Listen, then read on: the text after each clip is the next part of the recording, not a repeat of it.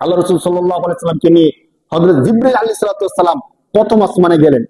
প্রথম আসমানে যাওয়ার পরে আল্লাহ রাসূল সাল্লাল্লাহু আলাইহি সাল্লামের সাথে সাক্ষাৎ হয়েছিল হযরত আদম আলাইহিস সালামের সাথে। আল্লাহ রাসূল জিবরাইল বর্ণনা করতেছেন বর্ণনা দ্বারা আল্লাহ রাসূলের সাথে কার সাক্ষাৎ হয়েছে?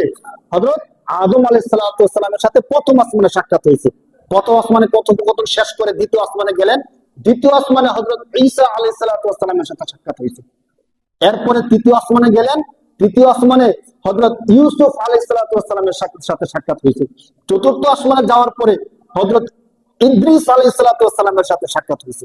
পঞ্চম আসমানে যখন গেলেন সেখানে হযরত হারুন আলাইহিস সালামের সাথে সাক্ষাৎ হয়েছে। ষষ্ঠ আসমানে যাওয়ার পরে হযরত মূসা আলাইহিস সালামের সাথে সাক্ষাৎ হয়েছে। একদম সপ্তম আসমান শেষ আসমানে যখন গেলেন সিদরাতুল মুনতাহার কাছে, সেখানে খলিলুল্লাহ ইব্রাহিম আলাইহিস সালামের সাথে সাক্ষাৎ হয়েছে। সুবহানাল্লাহ। এতটুক যাওয়ার পরে হযরত জিবরাইল আলাইহিস সালাম বললেন, হে নবী, এখান পর্যন্ত আমার সীমা, আমি আর উপরে যেতে পারবো না, এখান থেকে আপনি নিজেই একা যেতে পারবেন। আল্লাহ তাআলা বিশেষ ব্যবস্থা করলেন।